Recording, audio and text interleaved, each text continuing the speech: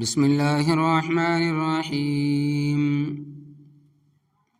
حادثاتی اموات، میت کا صرف سر دستیاب ہوا۔ اگر کسی میت کا صرف سر بدن کا نصف حصہ کم دستیاب ہو تو نہ تو اسے غسل دیا جائے گا اور نہ اس پر نماز جنازہ پڑھی جائے گی، بلکہ اسے ویسے ہی پاک کپڑے میں لپیٹ کر دفنا دیا جائے گا۔ نصف دھڑ دستیاب ہو، کسی میت کے بدن کا آدھا حصہ، آدھا سے زائد حصہ خواہ سر سمیت ہو یا سر کے بغیر ہو، دستیاب ہوا ہو تو اس کو باقاعدہ غسل دے کر کفن پہنا کر نماز جنازہ پڑھی جائے گی، اس کے بعد دفنایا جائے گا۔ اور اگر صرف نصف حصہ دستیاب ہو تو دیکھا جائے گا کہ اس کے ساتھ سر ہے یا نہیں۔ اگر سر ہے تو اسے غسل دے کر تجہیز و تکفین کی جائے گی، ورنہ ایک پاک کپڑے میں لپیٹ کر نماز پڑھے بغیر دفنایا جائے گا۔ سمندری سفر کے دوران وفات، اگر سمندری سفر کے دوران کسی شخص کا انتقال ہو جائے اور ساحل تک پہنچنے میں، کنارے تک پہنچنے میں اتنی دیر ہو کہ نعش کے خراب ہونے کا خطرہ ہو تو ایسی صورت میں میت کو حسب دستور غسل و کفن دے کر نماز جنازہ پڑھ لی جائے گی، اور اس کے بعد کوئی وزنی چیز باندھ کر میت کو سمندر کے حوالے کر دیا جائے گا تاکہ لاش اوپر نہ تیرے، اور اگر ساحل قریب ہو، کنارہ قریب ہو تو قدر انتظار کیا جائے گا اور خشکی میں لا کر باقاعدہ تدفین کی جائے گی۔ لاش جل کر کوئلہ ہو گئی، اگر آگ زنی کے کسی حادثے میں ناش جل کر بالکل کوئلہ ہو گئی ہو تو اسے غسل نہیں دیا جائے گا اور نہ نماز جنازہ پڑھی جائے گی، بلکہ کسی پاک کپڑے میں لپیٹ کر دفن کر دیا جائے گا۔ صرف ہڈیوں کا ڈھانچہ اگر برآمد ہوا، اگر کسی میت کی لاش اس حال میں پائی گئی کہ اس کا گوشت پوست سب پارا پارا ہو چکا ہے، ٹکڑا ٹکڑا ہو چکا ہے اور صرف ہڈیوں کا ڈھانچہ موجود ہے، تو اس ڈھانچے کو غسل دینے یا سنت کے مطابق کفن پہنانے کی ضرورت نہیں، بلکہ اس پر نماز جنازہ پڑھے بغیر کسی پاک کپڑے میں لپیٹ کر دفن کر دیا جائے۔ لاش پھول جائے، اگر کسی میت کی لاش اس حال میں برآمد ہوئی کہ وہ بالکل پھول چکی تھی تو اس لاش پر اوپر سے پانی بہا کر غسل دے دیا جائے گا اور پھر حسب دستور کفن دفن اور نماز جنازہ کا اہتمام کیا جائے گا۔ جو لاش پھول کر پھٹ گئی ہو، جو لاش اس حالت میں ملی ہو کہ پھول کر پھٹ چکی تھی اور ہاتھ لگانے کے قابل بھی نہیں تھی، تو اس پر اوپر سے پانی بہا دیا جائے اور نماز جنازہ نہ پڑھی جائے، بلکہ یوں کسی پاک کپڑے میں لپیٹ کر دفن کر دیا جائے۔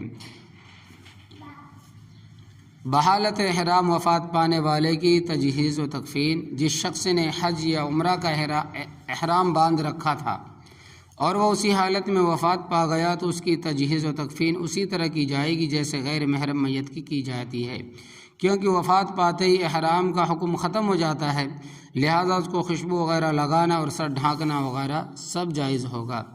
حادثے میں مسلمان اور کافروں کی لاشیں اگر گڑ مڑ ہو جائے، یعنی رل مل جائے، اگر کسی حادثے میں مسلم و غیر مسلم سب ہلاک ہو جائیں اور جل جانے یا کسی اور وجہ سے ان کے درمیان شناخت ممکن نہ رہے، پہچاننا ممکن نہ رہے، تاہم مسلمانوں کی اموات زیادہ ہونے کا گمان غالب ہو تو سب کے جنازے تیار کر کے نماز جنازہ پڑھی جائے گی، اور نیت صرف مسلمانوں پر نماز جنازہ پڑھنے کی جائے گی اور انہیں مسلمانوں کے قبرستان میں دفن کیا جائے گا، دفنایا جائے گا۔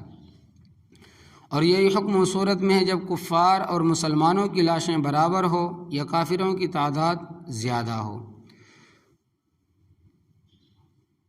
پوسٹ مارٹم کا حکم، مرنے کے بعد میت کے جسد خاکی کو چیر پھاڑ کر معائنہ کرنا، پوسٹ مارٹم کرنا عام حالات میں شرعاً جائز نہیں ہے، اس لیے جہاں تک ہو سکے اس عمل سے بچنے کی کوشش کرنی چاہیے۔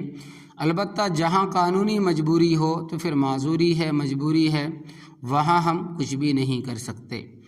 پوسٹ مارٹم والی نعش کی تجہیز و تکفین، جس میت کا مجبوری میں پوسٹ مارٹم کرانا پڑے اس کو بعد میں غسل اور کفن عام مردوں کی طرح ہی دیا جائے گا، اور غسل کی وجہ سے اگرچہ بدن کے اندر پانی چلے جانے کا خطرہ ہو پھر بھی غسل دیا جائے گا، نماز جنازہ بھی پڑھی جائے گی، دفنایا یہ بھی جائے گا جیسے عام مردوں کو دفنایا جاتا ہے، کفنایا جاتا ہے، جنازے نماز پڑھی جاتی ہے۔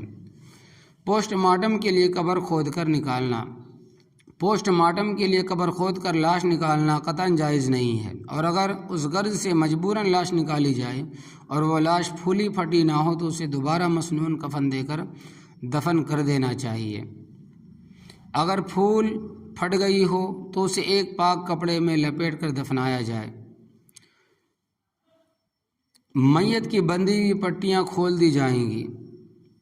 اگر کسی شخص کے بدن پر پلاسٹر تھا یا زخم پر پٹیاں بندھی ہوئی تھی اور اسی حالت میں انتقال ہو گیا تو اس کی پٹیاں اور پلاسٹر وغیرہ کھولنے کے بعد غسل دیا جائے گا۔ ڈوب کر مر جانے والے کو غسل۔ اگر کوئی شخص پانی میں ڈوب کر مر جائے اور بعد میں اس کی لاش دستیاب ہو تو اسے بھی عام مردوں کی طرح غسل دیا جائے گا، یعنی پانی میں مر جانا اس کے غسل کی طرف سے کافی نہیں ہوگا۔ البتہ اگر لاش کو پانی سے نکالنے سے پہلے غسل کی نیت سے متعدد مرتبہ حرکت دے دی جائے تو یہ غسل شرعاً معتبر ہوگا۔ اسقاط حمل۔ اگر کسی عورت کا حمل ساقط ہو جائے تو دیکھا جائے گا اس کے اعضاء، ہاتھ، پاؤں وغیرہ میں سے کوئی عضو وجود میں آیا ہے یا نہیں۔ اگر کوئی عضو بن گیا ہے تو اس کا حکم مردہ بچے کے مانند ہے کہ اس کا نام رکھا جائے گا اور غسل دے کر اسے پاک کپڑے میں لپیٹ کر بلا نماز پڑھے دفن کر دیا جائے گا۔ اور اگر کوئی عضو وجود میں نہیں آیا، یعنی بدن کا کوئی حصہ نہیں بنا ہے، تو نہ تو اس کا نام رکھا جائے، نہ غسل دیا جائے، نہ باقاعدہ کفن دیا جائے، بلکہ کسی کپڑے میں لپیٹ کر کہیں دبا دیا جائے۔ بچہ زندہ ہو تو مردہ عورت کا پیٹ چاک کیا جائے گا۔ اگر کسی حاملہ عورت کا انتقال ہو جائے اور بچہ اس کے پیٹ میں زندہ موجود ہو تو آپریشن کر کے بچے کو نکال کر اس کی جان بچانے کی ہر ممکن کوشش کی جائے گی۔ جس لاش سے بدبو اٹھ رہی ہو لاش سے بدبو اٹھ رہی ہو لیکن وہ پھٹی نہ ہو تو اس کی نماز جنازہ حتم دستور پڑھی جائے گی۔ زندہ انسان کے کٹے ہوئے عضو کا کیا کرے؟ اگر کسی حادثہ یا مرض کی وجہ سے زندہ انسان کا کوئی عضو کٹ کر الگ ہو جائے تو اس عضو کو کسی کپڑے میں لپیٹ کر دفن کر دیا جائے۔ دفن کے بعد باقی اجزاء ملے۔ اگر کسی لاکھ کے اکثر اجزاء دستیاب ہونے پر اس کی نماز جنازہ پڑھ کر تدفین کر دی گئی اور بعد میں کوئی عضو اور دستیاب ہوا ہو تو اب اس پر دوبارہ نماز جنازہ نہیں پڑھی جائے گی بلکہ کسی کپڑے میں لپیٹ کر دفن کر دیا جائے گا۔ جس لاش پر پٹیاں بندھی ہو اس کے غسل کا حکم۔ جس لاش پر زخم کی وجہ سے پٹیاں بندھی ہوئی ہو تو پٹیاں کھول کر اسے باقاعدہ غسل و کفن دے کر نماز جنازہ پڑھی جائے گی۔ پٹیاں کھولے بغیر غسل درست نہیں ہوگا، اوپر سے مسا کافی نہیں ہے۔ دریا یا سمندر میں ڈوب کر لاپتہ ہو جانے والے کا حکم۔ جو شخص کسی دریا یا سمندر میں ڈوب کر مر جائے اور اس کی لاش کا پتہ نہ چلے تو اس کی نماز جنازہ نہیں پڑھی جائے گی، کیونکہ نماز جنازہ کی صحت کے لیے لاش کا سامنے ہونا لازم ہے اور وہ اس صورت میں متحقق نہیں ہے۔